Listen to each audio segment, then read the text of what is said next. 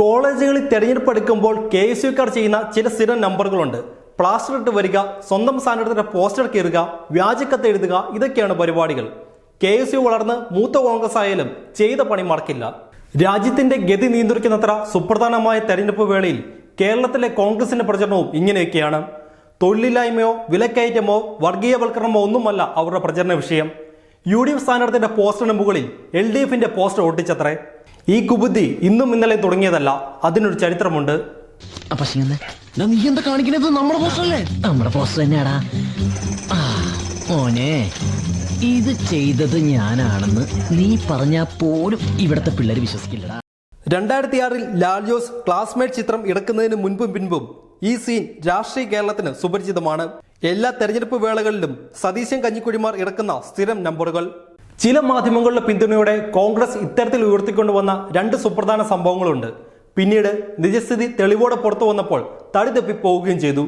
2015 November Thiruvananthapuram ജില്ലയിലെ പെരിങ്കടവിള ബ്ലോക്കിലെ കൊല്ലയിൽ ഡിവിഷനിൽ നിന്ന് മത്സരിച്ച് CPIM സ്ഥാനാർത്ഥിയോട് പരാജയപ്പെട്ട കോൺഗ്രസ് നേതാവും മുൻ DCC അംഗം കൂടിയായ L സതികുമാരി ഒരു ആരോപണം ഉന്നയിക്കുന്നു. തെരഞ്ഞെടുപ്പ് ഫലം വന്ന ശേഷം വീട്ടിലേക്ക് പോകുന്ന വഴിയിൽ വെച്ച് അവരെ CPIM അനുഭാവികൾ മർദ്ദിക്കുകയും മുടിമുറിക്കുകയും ചെയ്തെന്നായിരുന്നു അവർ പറഞ്ഞത്. മനോരമ 1-ാം പേജിൽ ദയനീയത തോന്നിക്കുന്ന അവരുടെ ചിത്രസഹിതമാണ് അന്ന് വാർത്ത കൊടുത്തത്. ദേശീയ മാധ്യമങ്ങളിലും വാർത്ത വന്നു. അന്നത്തെ KPCC പ്രസിഡന്റ് VM സുധീരനും മന്ത്രിയായിരുന്ന VS ശിവകുമാറും അടക്കമുള്ള കോൺഗ്രസ് നേതാക്കൾ അവരെ സന്ദർശിക്കുകയും CPIMനെതിരെ പ്രചരണായുധമാക്കുകയും ചെയ്തു. അവസാനം പോലീസ് അന്വേഷണത്തിൽ കള്ളത്തരം വെളിവായി. തെരഞ്ഞെടുപ്പിലെ പരാജയത്തിന്റെ ജാളിത മറയ്ക്കാൻ അവർ സൃഷ്ടിച്ച ഒരു നാടകം മാത്രമായിരുന്നുവെന്ന് ഇത് തെളിഞ്ഞു. 2012 മറ്റൊരു സംഭവം. CPIMൽ നിന്ന് കോൺഗ്രസിലേക്ക് കൂറുമാറിയ R ശെൽവരാജാണ് ഈ കഥയിലെ നായകൻ. 2012 നെയ്യാറ്റിൻകര ഉപതെരഞ്ഞെടുപ്പിന് തൊട്ടു മുമ്പ് വീടിന് മുന്നിലുണ്ടായിരുന്ന പോലീസിനായുള്ള ടെന്റ് കത്തി നശിച്ചു. CPIM സംസ്ഥാന കമ്മിറ്റി അംഗം Anavoor Nagappan, local secretary V Thanupillai എന്നിവരുടെ നേതൃത്വത്തിൽ വീട് ആക്രമിച്ച് തീവെച്ചെന്നും തന്നെയും കുടുംബത്തെയും കൊലപ്പെടുത്തുകയായിരുന്നു ലക്ഷ്യമെന്നും കാട്ടി ശെൽവരാജ് പരാതി നൽകി.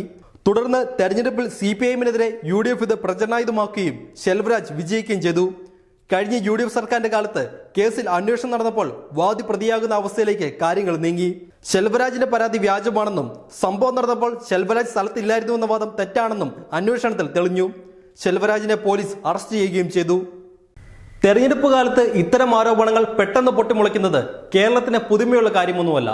ആരോപണങ്ങൾക്ക് പിന്നിലെ നിജസ്ഥിതി വെളിവാകുമ്പോഴേക്കും ചില മാധ്യമങ്ങളുടെ പിന്തുണയോടെ ഇതിന്റെ രാഷ്ട്രീയ നേട്ടം കോൺഗ്രസ് നേടിയിരിക്കും. പക്ഷേ ഇനിയും ഇതൊന്നും വിലപ്പോകുമെന്ന് സതീശൻ കഞ്ഞിക്കുഴിമാർ കരുതണ്ട.